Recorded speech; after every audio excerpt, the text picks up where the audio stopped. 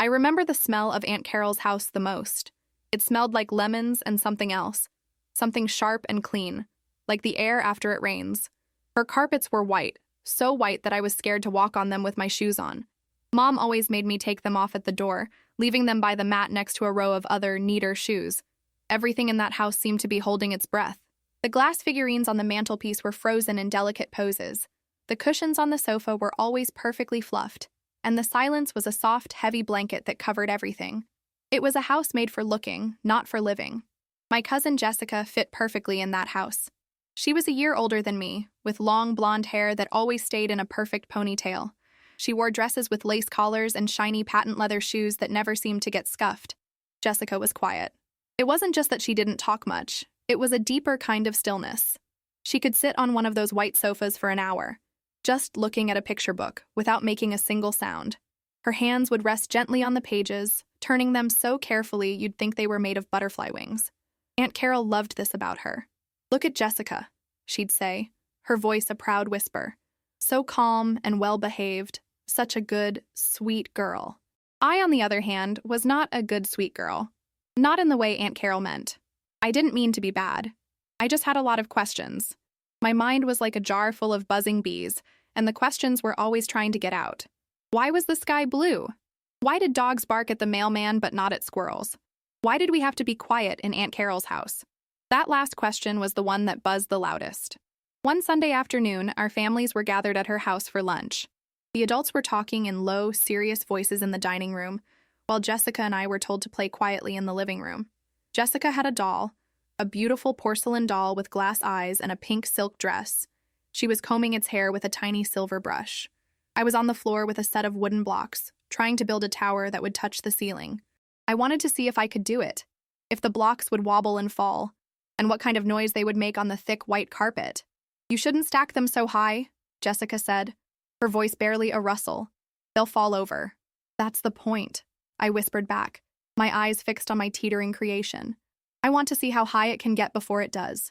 "But you'll make a mess," she said, her brow furrowed with a tiny worried line. "Aunt Carol won't like it." The tower was getting taller, almost as tall as me. I felt a thrill in my chest, a mix of excitement and fear. I added another block. It wobbled, but it held. "It's fine," I said. "It's just blocks, we can pick them up." I could feel the bees in my brain buzzing with delight. This was a good experiment.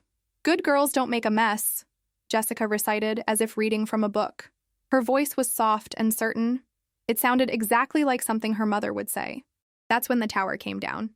It didn't crash with a loud bang, but with a series of soft thuds, the wooden blocks scattering across the perfect white carpet like fallen soldiers. It wasn't loud, but in the thick silence of Aunt Carol's house, it felt like a cannon blast. Aunt Carol appeared in the doorway almost instantly. Her face, which was usually arranged in a pleasant, placid smile, was tight with annoyance. Her eyes went from the blocks on the floor to me. I was still on my knees, my experiment a failure, my face hot with the knowledge that I had broken the #1 rule. "Claire," she said, and her voice was as sharp and clean as the lemon smell. "What did you do?" I opened my mouth to explain. I wanted to tell her about my experiment, about wanting to see how high the blocks could go, that it wasn't on purpose, that I was going to clean them all up. But before I could get a single word out, she said it. The line that would echo in my ears for years. "Don't you argue with me," she said, her finger pointing at me. She looked over at her daughter, who was still sitting perfectly on the sofa, the porcelain doll in her lap, her face a mask of quiet sympathy. "Look at Jessica. She never causes any trouble. She knows that good girls don't argue." She then looked back at me, my mouth still open, the unspoken words fizzling on my tongue. "Good girls are quiet."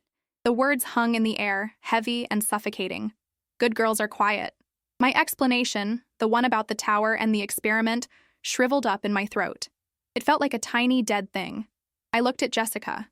She was looking down at her doll, her fingers smoothing the silk of its dress. She didn't look at me. She didn't look at her mother. She just sat there, a perfect statue of obedience. For the first time, I didn't just see her as quiet. I saw her as safe. Her silence was a shield, and my words were a weapon that had backfired and struck me instead. "Pick them up," Aunt Carol said. Her voice was flat now, all the sharpness gone, replaced by a weary disappointment that felt even worse. "All of them, and do it quietly." I nodded, my eyes stinging. I crawled around the white carpet, gathering the scattered wooden blocks. Each one I picked up felt heavy, not with its own weight, but with the weight of my failure. My mom came into the room a moment later. She had a strained look on her face. She knelt down to help me, her hands moving quickly, efficiently. She didn't say anything, but as she picked up a block near my hand, she gave my fingers a quick, gentle squeeze. It was a small gesture, but it was everything. It was a little spark of warmth in the cold, silent room. Aunt Carol stood in the doorway, her arms crossed, watching us. She didn't offer to help. She just watched, her presence a silent judgment.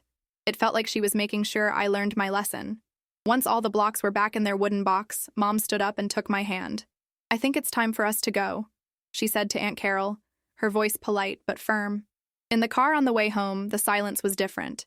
It wasn't the heavy, suffocating silence of my aunt's house. It was a thinking silence. I sat in the back, watching the trees and houses blur past the window. The bees in my brain were quiet now, drowsy and confused. They had been told their buzzing was bad. "Mom?" I said, my voice small. "Yes, sweetie," she answered, turning her head to look at me from the front seat. "Is it bad to ask questions?" My dad, who had been quiet the whole time, glanced at my mom. I saw his eyes in the rearview mirror. He looked sad. "No, Claire," he said, his voice gentle but sure. "It is never, ever bad to ask questions. That's how you learn. That's how you figure out the world." "But Aunt Carol said—" I started, then trailed off. The words felt ugly in my mouth. "She said good girls are quiet." My mom turned around fully in her seat, her seatbelt straining. "Listen to me, Claire," she said, and her voice was serious, more serious than when she told me to look both ways before crossing the street. "Your Aunt Carol has her own ideas about things, and in her house, we try to be polite. But what she said is not the rule for our house, and it is not the rule for you. Your dad and I love your questions. We love your buzzing bees." She smiled a little. "Sometimes they make our heads tired, but we love them. Being a good girl doesn't mean being quiet. It means being kind and being honest and being curious and being you. Do you understand?" I nodded, but I wasn't sure if I did. It was like there were two sets of rules. One set for Aunt Carol's house, where Jessica was the winner, and one set for my house, where I was allowed to be me. It was confusing. If being me was okay, why did it feel so wrong at Aunt Carol's? Why did my mom's squeeze and my dad's words feel like a rescue? That night, as I lay in bed, I thought about Jessica. I imagined her in her own room, probably just as neat and tidy as the rest of her house. Was she quiet there too? Did she have any buzzing bees in her brain? Or was it just empty?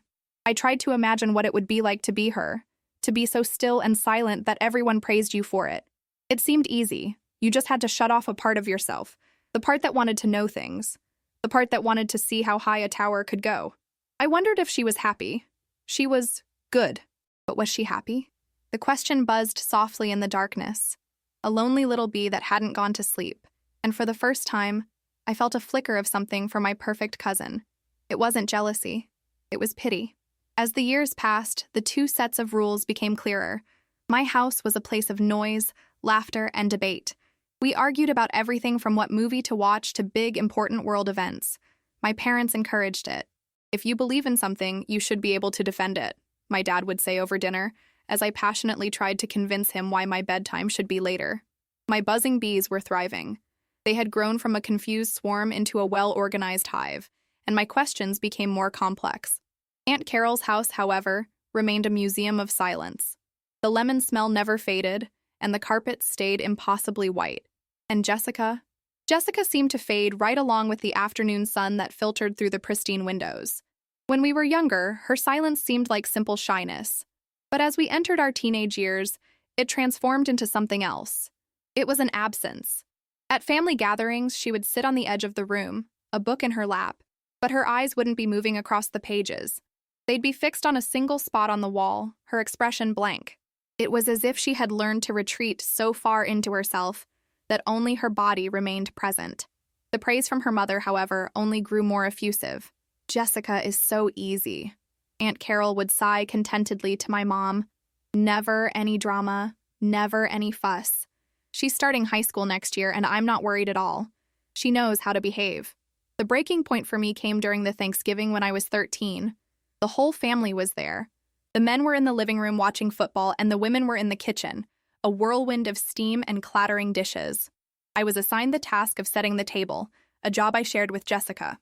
As we laid out the forks and knives, I tried to talk to her. "Are you excited for high school?" I asked. "I hear the science lab is amazing." Jessica just shrugged, her eyes downcast. "It's okay, I guess," she mumbled. "Just okay? It's a whole new school. Aren't you nervous or excited or anything?" I pressed, trying to find a spark of life in her. She shook her head, placing a napkin next to a plate with meticulous robotic precision. "Mom says it's better not to expect too much. That way, you're never disappointed." The words were so bleak, so utterly devoid of hope, that they stopped me in my tracks. This wasn't just being quiet. This was a philosophy of emptiness, handed down from mother to daughter. My bees started buzzing furiously. "But that's so sad," I said, my voice louder than I intended. "Aren't you supposed to hope for things? Don't you want to join any clubs or try out for a play or something?" Jessica flinched, her eyes darting towards the kitchen door as if she expected her mother to appear at any moment. "It's safer not to," she whispered. "If you don't try, you can't fail." Before I could respond, Aunt Carol swept into the dining room, a platter of turkey in her hands. She had heard my raised voice. Her smile was a thin, brittle line. "Claire, what's all the commotion? We use our inside voices in this house, you know that." "I was just asking Jessica about high school," I said, trying to keep my tone even. "And I'm sure Jessica is handling it with her usual grace," Aunt Carol said, not looking at her daughter. She placed the turkey on the table and turned to me. "You could learn a thing or two from your cousin. High school is a time for focus and diligent work, not for making a scene and having loud, messy opinions about everything." The injustice of it was a physical blow. I hadn't been messy. I hadn't been loud. I had been trying to connect with my cousin, who seemed to be disappearing before my very eyes. "It wasn't an opinion," I said, my voice trembling slightly. "It was a question. And I don't think it's wrong to be excited about your own life." Aunt Carol let out a short, sharp laugh. It was not a happy sound.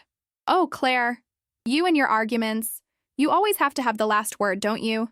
She adjusted a serving spoon on the platter, her back to me. "You know, your mother and father have let you get away with it your whole life, but the world isn't as patient as they are. Men, especially. They don't like argumentative women. They like women who are pleasant and agreeable. Like Jessica." She finally turned, her gaze sweeping over her daughter with approval. Jessica was frozen, her face pale, her hands clutching a handful of spoons so tightly her knuckles were white. For a split second, as Aunt Carol said her name, I saw something in Jessica's eyes. It was a flash of pure, hot anger. It was there for only an instant, a tiny flame in the vast emptiness. And then it was gone, smothered and extinguished. She looked down at the spoons in her hand, her mask of quiet indifference sliding perfectly back into place. But I had seen it. I knew it was there. My buzzing bees went silent. All I could feel was a cold, hard certainty. This wasn't about being good anymore. This was about being erased. And my cousin, the good girl, was letting her mother erase her, one silent moment at a time. I looked from Jessica's blank face to Aunt Carol's smug smile, and I knew that this was a battle that had to be fought, not with loud arguments, but with something else. Something that would finally make Jessica's silence speak. The ride home from that Thanksgiving was heavy with unspoken things. My parents had seen the whole exchange. They had seen the flash of anger in my eyes and the brittle smile on Aunt Carol's face. They had seen Jessica, a ghost at her own feast. What Aunt Carol said about men and what they like, my mom began, her voice careful as she navigated the dark highway. That is complete and utter nonsense. It's old-fashioned and it's wrong. Your aunt is scared, my dad added from the passenger seat. His voice was quiet, but it cut through the hum of the engine. She thinks the only way for a woman to be safe is to be small and agreeable. She's wrong, but her fear is real, and she's teaching that fear to Jessica. But Jessica got angry, I said, leaning forward between the seats. When Aunt Carol was talking, I saw it. She was mad. My mom nodded, her eyes meeting mine in the rearview mirror. I saw it too. The problem is she has nowhere to put that anger. She's been taught her whole life that the feeling itself is wrong, so she swallows it. And Claire, when you swallow anger for that long, it turns into poison. The word poison settled in my stomach like a stone. That's what it was. Jessica was being poisoned by silence, and I felt a fierce protective urge, stronger than anything I had ever felt before. I had to get the poison out. A few days later, I found our old address book and called Aunt Carol's house. My heart was pounding. I had rehearsed what I would say. No arguments, no big opinions, Just a simple question. Jessica answered the phone. Her hello was a wisp of sound. "Hey, it's Claire," I said, trying to sound casual. "I was just wondering if you wanted to go to the movies this weekend. There's a new comedy out that looks really funny." There was a long pause on the other end.